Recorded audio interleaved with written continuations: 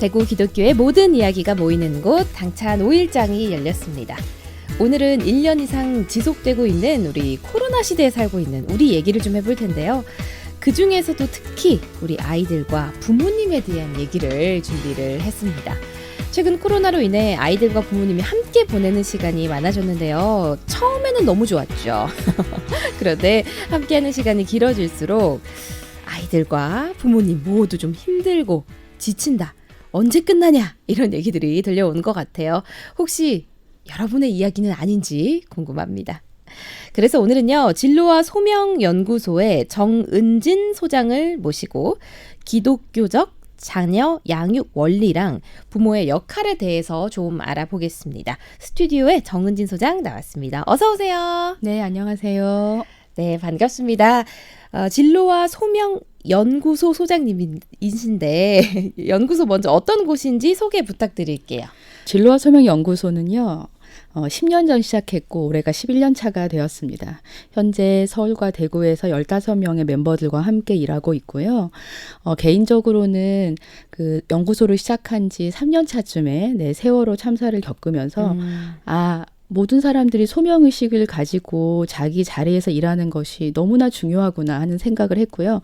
그래서 전국적으로 진로와 소명에 대해서 나누고 있습니다. 진로와 소명의 주제뿐 아니라 인간관계나 부모교육, 성교육 등의 인생의 중요한 주제들을 다루고 있고 지금은 온라인 클래스로 모두 전환해서 또 하고 있습니다. 네, 아무래도 코로나 때문에 오프라인으로 뭔가를 하기는 조금 조심스러운 상황이죠, 요즘이. 코로나로 인해서 사실은 아이들은 학교 안 가서 좋았지만 부모님들은 진짜로 힘드셨을 텐데 맞아요. 네, 많은 위로와 그것을 전합니다. 저도 그렇고요. 네. 맞습니다. 참 우리가 그런 얘기 하잖아요. 아이들 개학하면 엄마들은 방학이고. 너무 좋죠. 네, 지금 학교 가니까 너무 좋습니다. 저는. 솔직한 얘기 나눠볼 수 있을 것 같아요. 네. 모든 사람들이 자신의 소명을 발견하고 진로를 찾아가도록 돕는 기관, 진로와 소명연구소. 이름을 들어보니까요. 왠지 거기 가면 뭔가 길이 있을 것 같다. 이런 생각이 들어요. 연구소 어떻게 시작하게 되셨어요? 네, 저는 이제 한국에서 교육학과를 이제 전공을 하고 상담을 대학원을 전공하면서 당연히 제가 있을 곳은 한국이라고 생각을 했어요. 왜냐하면 이 상담이라는 것이 모국어로 진행이 되는 게 제일 좋잖아요. 네, 근데 제가 결혼을 하고 나서 이제 아프리카 모로코라는 나라에 이제 선교사로 가게 됩니다. 이때부터 제 인생이 이제 완전히 흔들리면서 나는 왜 사는가? 나는 무엇을 위해 사는? 난 여기서 무엇을 할 수 있나? 이런 고민들을 굉장히 많이 했던 것 같아요. 이 연구소가 시작되기 전에 이제 소명이라는 얘기가 그렇게 많지 않았고, 그런데 사실 이 주제가 저에게 너무나 중요했었기 때문에요. 결국은 제가 선교사로 살다가 이제 번아웃을 맞으면서 한국에 돌아오게 됐고, 연구소를 이 이름으로 시작하게 되었습니다. 그러게요. 말씀하신 것처럼 이 소명이라는 단어 자체가 요즘은 많이 쓰지만 그때 당시만 해도 약간 낯선 단어가 아니었을까 싶어요. 네, 그래서 진로와 소명연구소라는 이름으로 시작을 할 때 진로와 비전연구소라고 하면 어떠냐 이런 얘기들을 많이 들었었어요. 그렇네요. 정말 그게 좀 더 익숙한 이름이었겠네요. 그때 그렇죠. 당시에는. 그 당시에는요. 네. 진로와 소명, 자녀 양육, 인간관계 등 삶의 중요한 부분을 연구하고 계신데요. 그중에서도 오늘은요. 자녀 양육에 좀 초점을 맞춰서 이야기를 좀 나눠보려고 해요. 소장님도 자녀분들이 있으시죠? 네, 저는 사형제 엄마입니다. 사형제. 네. 지금 이제 나이는요. 깜짝 놀라신 것 같은데 나이는 지금 고2, 중1, 6학년, 4학년 이렇게 10대 아들 4명 키우고 있습니다. 기억에 남는 일을 제가 여쭤보면 한 2박 3일 말씀하실 수 있을 것 같은데. 네, 뭐 산전수전 공중전이라고 할 수 있고요. 네. 그런데 이제 이 아이들이 4인 4색의 아들들이고 굉장히 다르죠. 그래서 제가 이제 이 아이들을 키우면서 이 방식, 제가 지금 생각했던 이런 방식이 아이의 기질과 상황과 상관없이 통한다면 원리라고 생각을 했었어요. 네. 예, 그래서 그런 양육법들을 많이 생각하고 시도해 보았고요. 특별히 지금 이제 둘째와 셋째가 이제 중1 6학년으로 사춘기에 깊숙이 이제 들어가고 있죠. 예, 그래서 들어가셨군요. 네, 들어가셨죠. 첫째는 이제 나오셨고, 네. 예, 그래서 열심히 또 관찰하고 있습니다. 4명의 아들을 키우면 좀 나도 모르게 전문가가 될 것 같아요. 같은 배에서 나온 형제여도 어쩜 이렇게 다르니 우리 이런 얘기들 가끔 하잖아요. 그리고 또 살다 보면 소위 말해서 우리가 뭐 뚜껑 열린다. 뚜껑 열린다 네. 이런 순간도 있을 것 같은데 노하우라고 할까요? 그런 게 좀 궁금합니다. 특별히 더 뚜껑 열리게 하는 아이가 있죠. 네, 다 아실 거예요. 그러니까 저는 10손가락 깨물어서 안 아픈 손가락 없는 거 사실이지만 없죠. 또 네. 10손가락 중에 안 예쁜 손가락이 있는 것도 사실이라고 생각합니다. 네, 그래서 제가 강의를 하거나 워크숍을 하고 나면 항상 뒤에 오셔서 물어보세요. 사실 나는 얘가 예쁜데 얘는 별로 예쁘지 않다. 그 사실 저는 이제 편애라는 것은 존재할 수밖에 없다라고 생각을 하는데 부모로서 중요한 지점은 내가 더 예쁜 아이가 있고 조금 덜 예쁜 아이가 있더라도 그것을 아이들에게 드러내서는 안 된다. 아주 예술적으로 해야 된다. 이렇게 말씀을 드리고 싶고요. 예술적으로? 네, 저는 네. 자녀 양육은 예술이라고 생각해요. 네, 왜냐하면은 똑같은 어떤 그 디렉션을 똑같은 방식을 줄 수가 없어요. 아이마다 다 다르기 때문에. 그래서 그리고 또 부모의 기질도 다 다르고 부모가 아이에 대한 기대도 다 다르기 때문에 하나이마다 어떻게 예술적으로 이 아이를 나와 네가 성장할 수 있는 길로 갈 것이냐. 이 부분 되게 중요한 것 같고요. 쉬운 아이, 보통 아이, 어려운 아이가 있다. 이것을 인정하시는 거 중요할 것 같아요.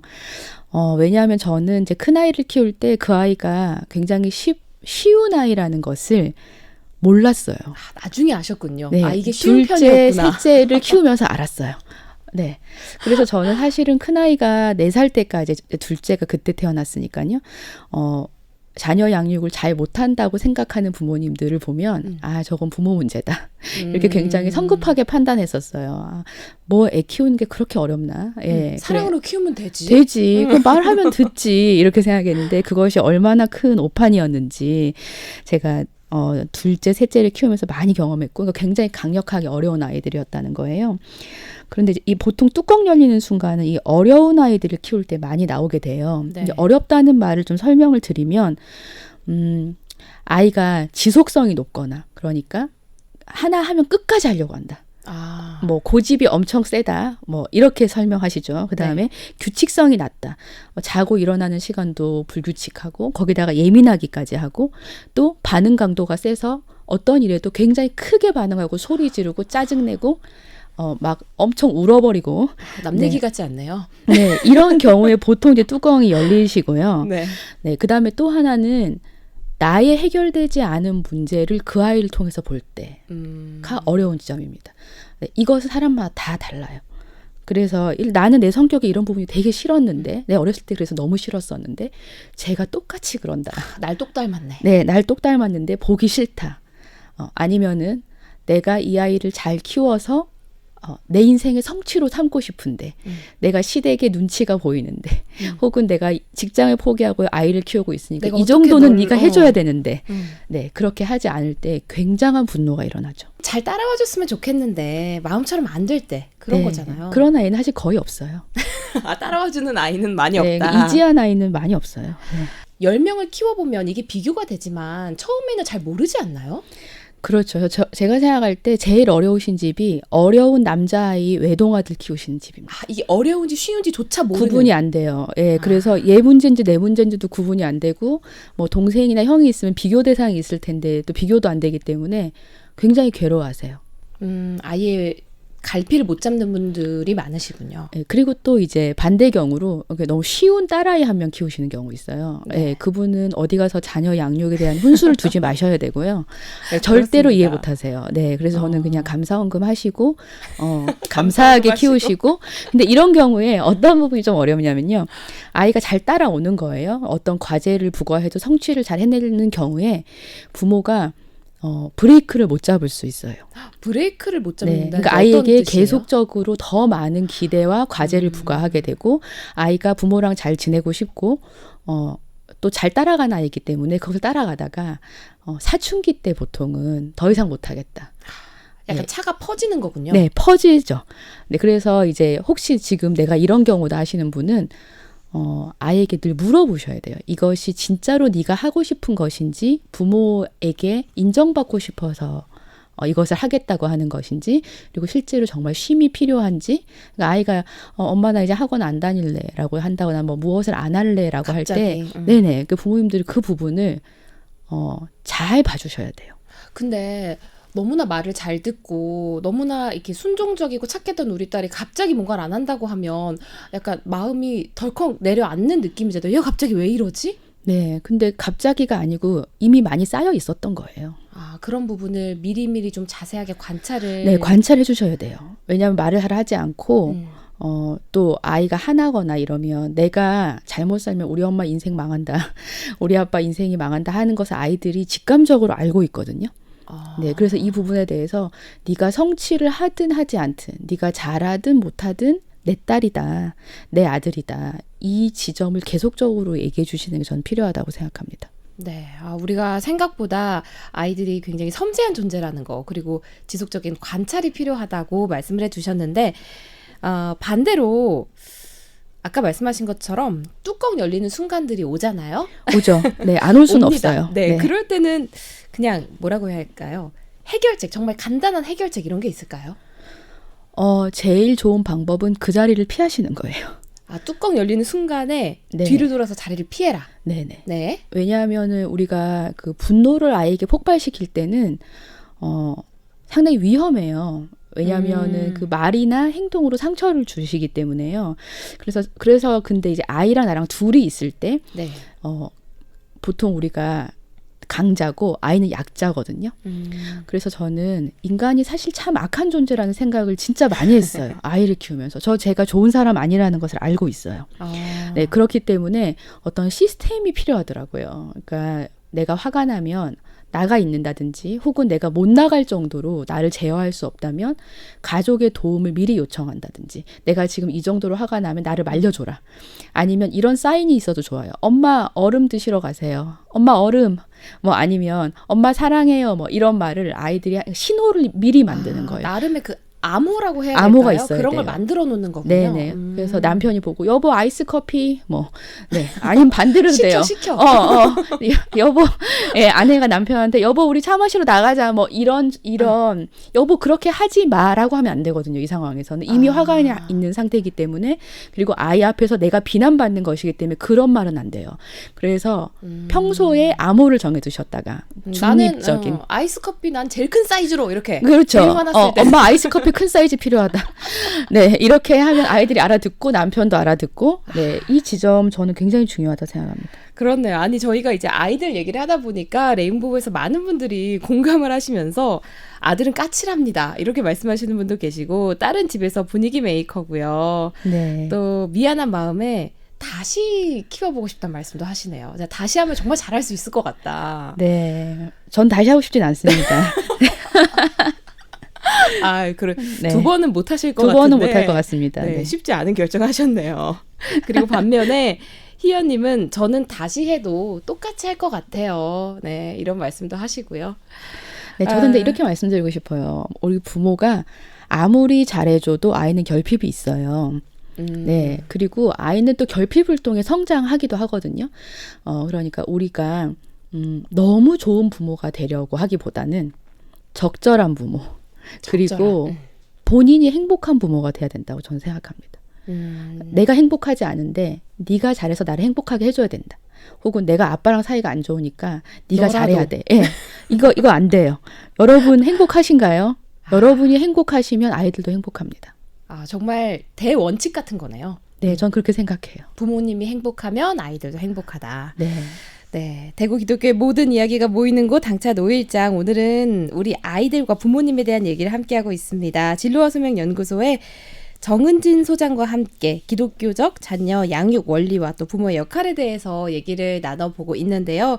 여러분 함께 하시면서 궁금한 점 있으시면 지금처럼 레인보우에 올려주셔도 됐고요. 문자 샵 1032번으로 주저하지 말고 보내주시면 좋겠습니다. 송정숙님은 우리 아들이 그랬어요.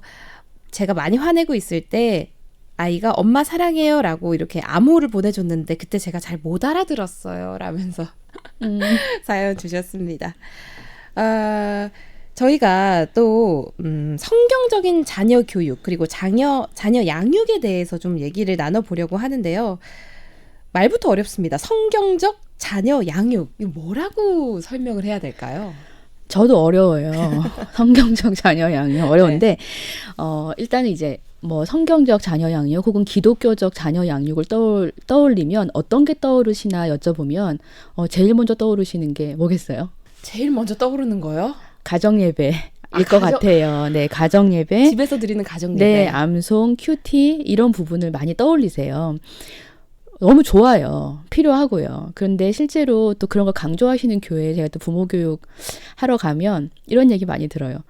나 고린도전서 13장 암송 안 할 거야. 막 이렇게 사랑 싫어. 막 이렇게 한다는 거야, 애들이. 필사 오늘 밤까지 해야 돼. 예, 그렇죠. 예. 이럴 때 부모님들이 되게 당황하시면서 이제 서로 공격하시면 당신이 암송 안 하니까 애가 안 하는 거야. 이렇게 하고 또 이제 부부싸움이 되신다는 얘기도 제가 네. 들어요.